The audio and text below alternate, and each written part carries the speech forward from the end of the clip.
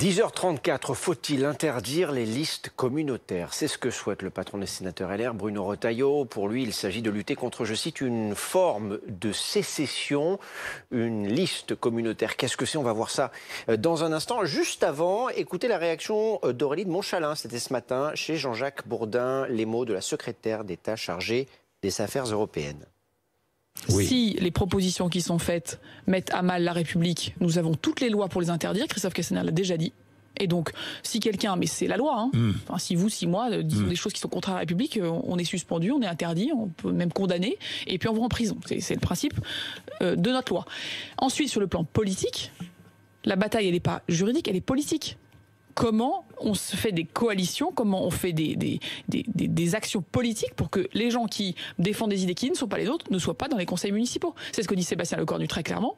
Il dit c'est par le Front républicain et par la mobilisation citoyenne qu'on combattra les idées qui ne nous conviennent pas.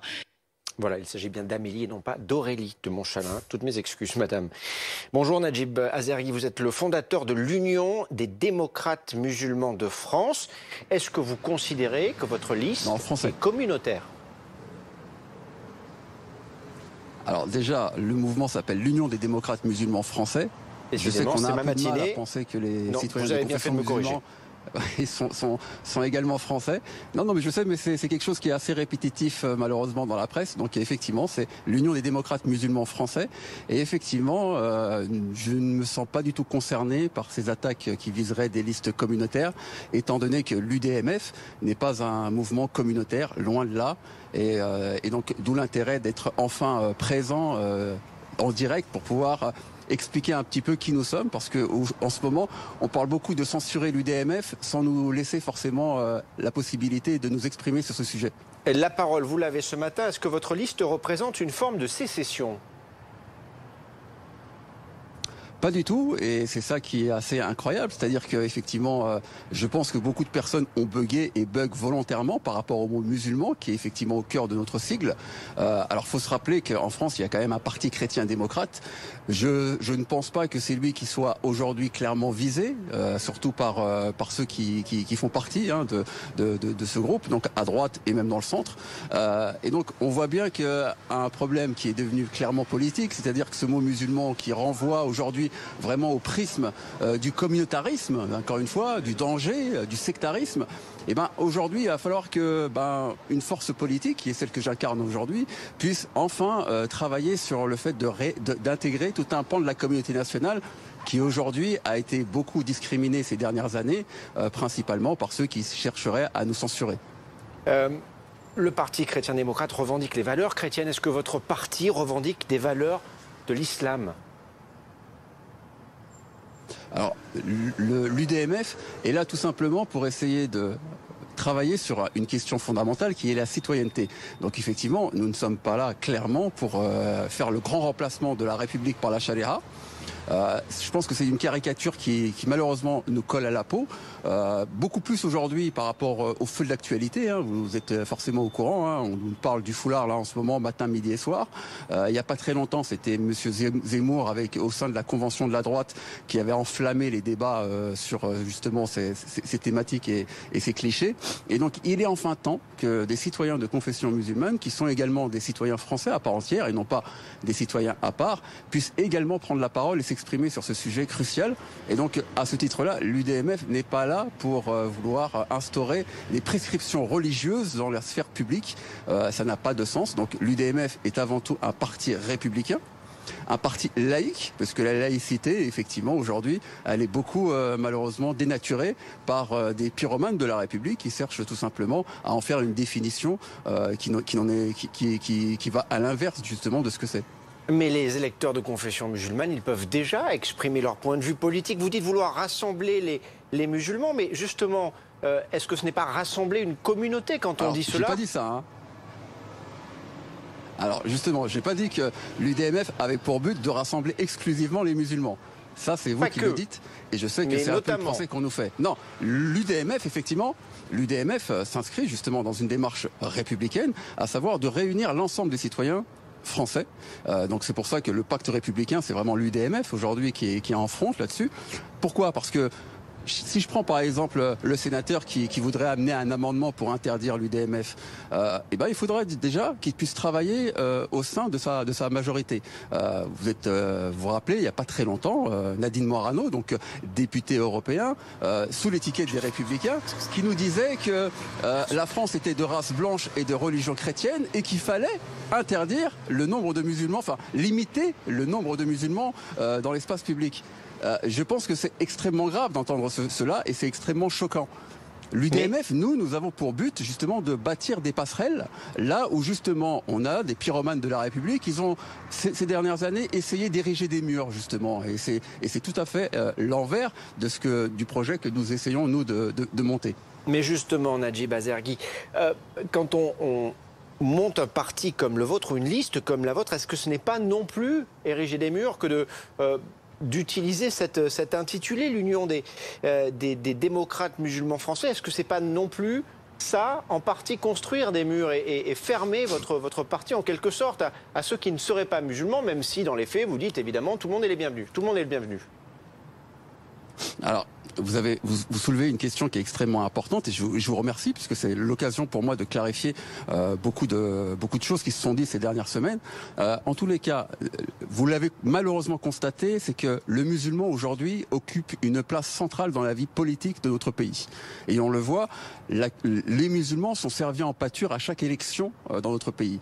Et c'est une stratégie tout simplement qui consiste à éviter de parler des vraies préoccupations qui concernent là pour le coup l'ensemble du peuple de France sur des thématiques dans lesquelles on est tous à égalité. Je pense par exemple à l'école de la République, je pense par exemple à la sécurité, je pense à la compétitivité, à la fiscalité, tous ces sujets-là, même à la retraite et les acquis sociaux qui sont en train de se détruire dans notre pays.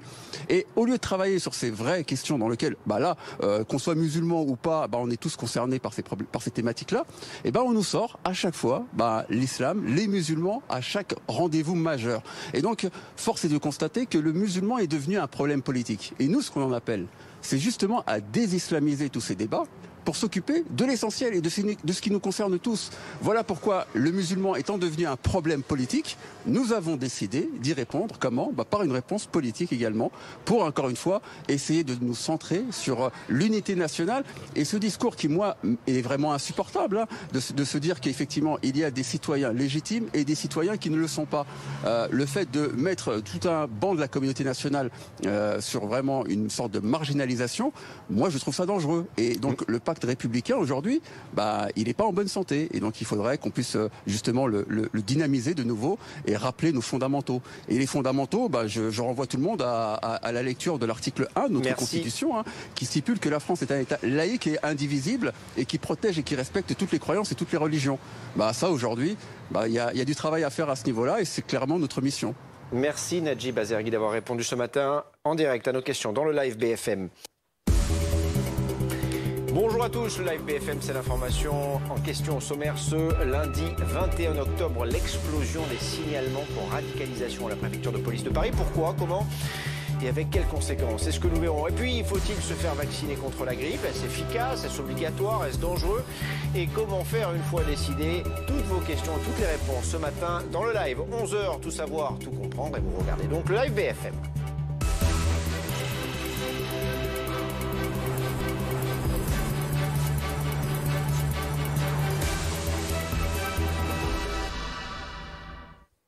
Céline, pour commencer, une information du service police-justice de BFM TV. Oui Thomas, le nombre de policiers signalés pour radicalisation a fortement augmenté depuis l'attaque au couteau de la préfecture de police de Paris. 27 policiers sont concernés. Les détails avec Raphaël Maillechon et Sarah Lou Cohen. Au couteau du 3 octobre, les signalements pour radicalisation se multiplient. Ainsi, selon nos informations, 27 fonctionnaires de la préfecture de police de Paris ont été signalés pour radicalisation. Sur ces 27 cas, 3 demandes de suspension ont été faites par le préfet de police. Le sort de ces fonctionnaires n'est pas encore tranché à l'heure actuelle. Dans le même temps, 2 policiers ont été désarmés. Un était affecté à la direction régionale de la police judiciaire et l'autre travaillait comme gardien de la paix à Villeneuve-la-Garenne en Île-de-France.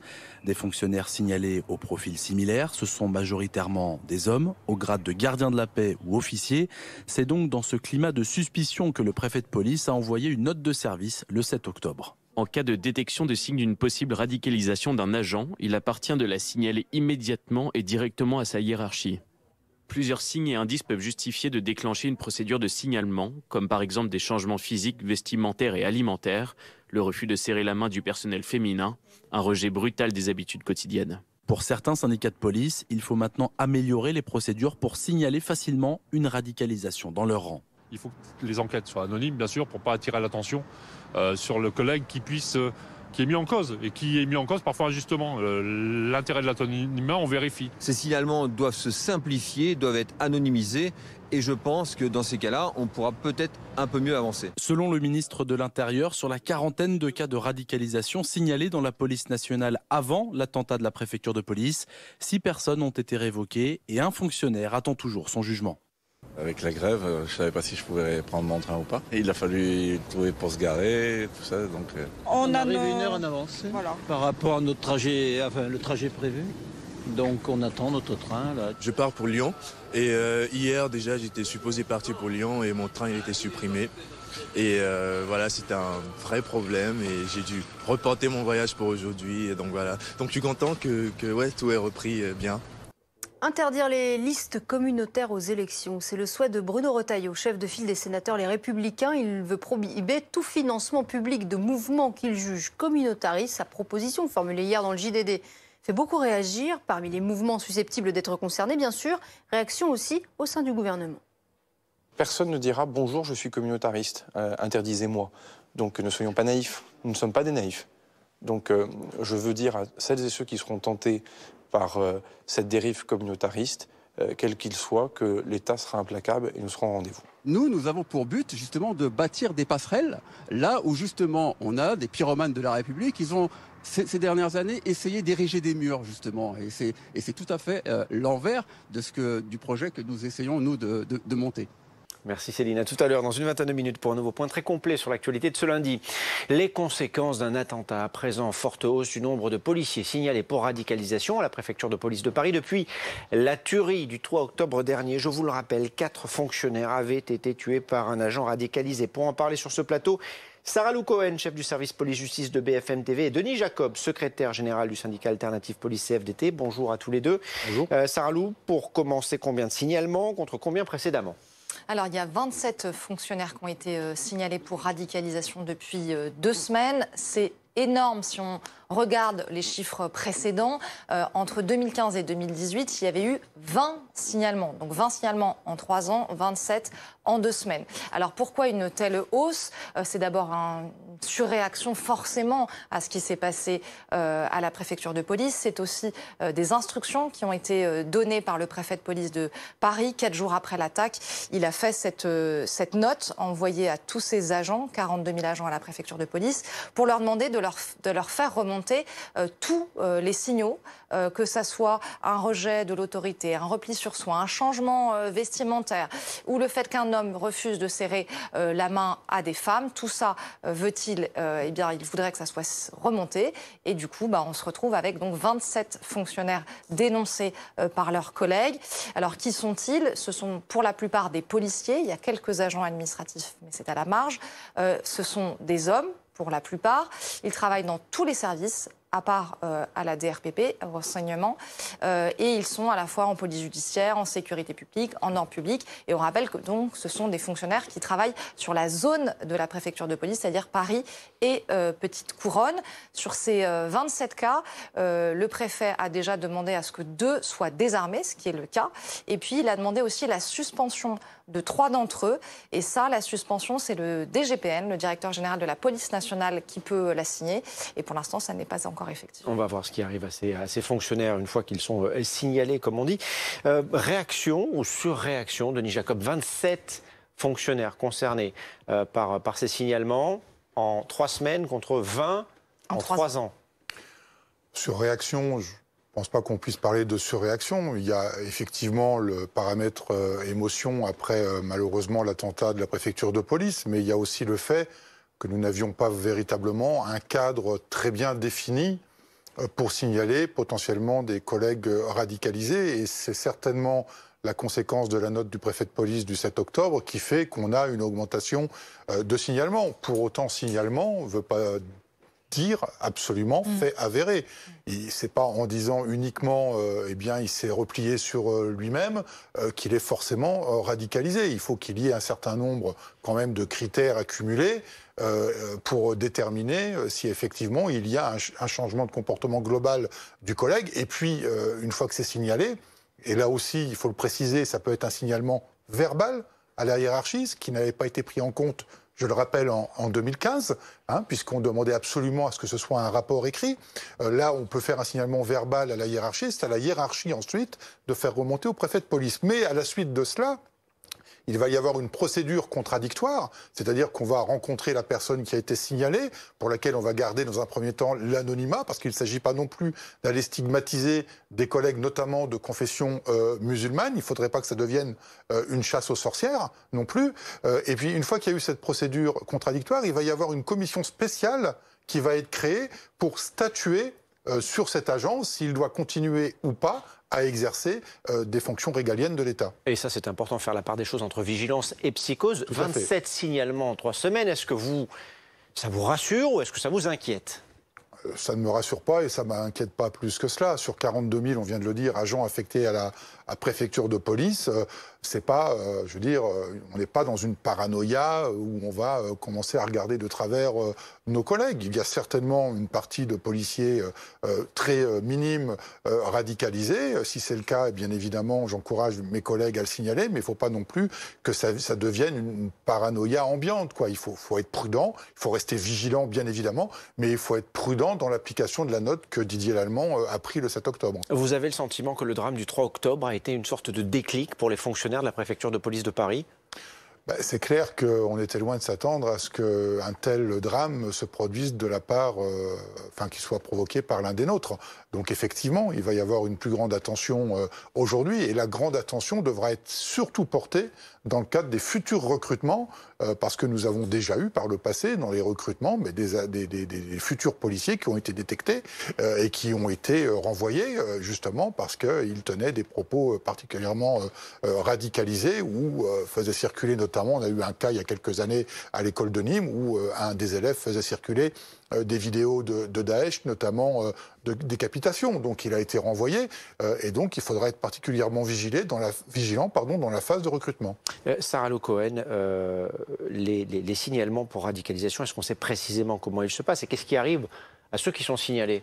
Alors là, depuis 2 semaines, il y a une sorte de laboratoire qui est fait quand même au sein de la préfecture, c'est-à-dire qu'ils ont installé une sorte de petite cellule un peu ad hoc, dirigée par le directeur de cabinet du préfet, et qui analyse toutes les remontées. Elles sont plus nombreuses que ces 27 cas, mais ces 27 cas, c'est issu donc de cette analyse depuis 2 semaines, et ces 27 cas, ils ont été transmis à l'IGPN, la police des polices, qui est la seule instance qui peut faire des enquêtes administratives.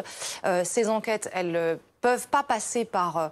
Il n'y a pas de délit de radicalisation, donc ils ne peuvent pas être poursuivis pour ces faits-là. Donc ça passe par la voie disciplinaire, et c'est pour faute professionnelle souvent que les agents sont écartés, mutés, voire révoqués. Là, il y a déjà eu des demandes de policiers qui ont été désarmés, des demandes de suspension. Une suspension, ça n'est pas une révocation, c'est 4 mois où on peut être maximum suspendu de son service avec quand même traitement, mais pas de prime. Et puis après, évidemment, ce sera à l'IGPN, au terme de ces enquêtes, de prendre une décision. Merci Sarah Lou pour ces précisions. Merci Denis Jacob d'être venu nous expliquer tout cela ce matin sur ce plateau.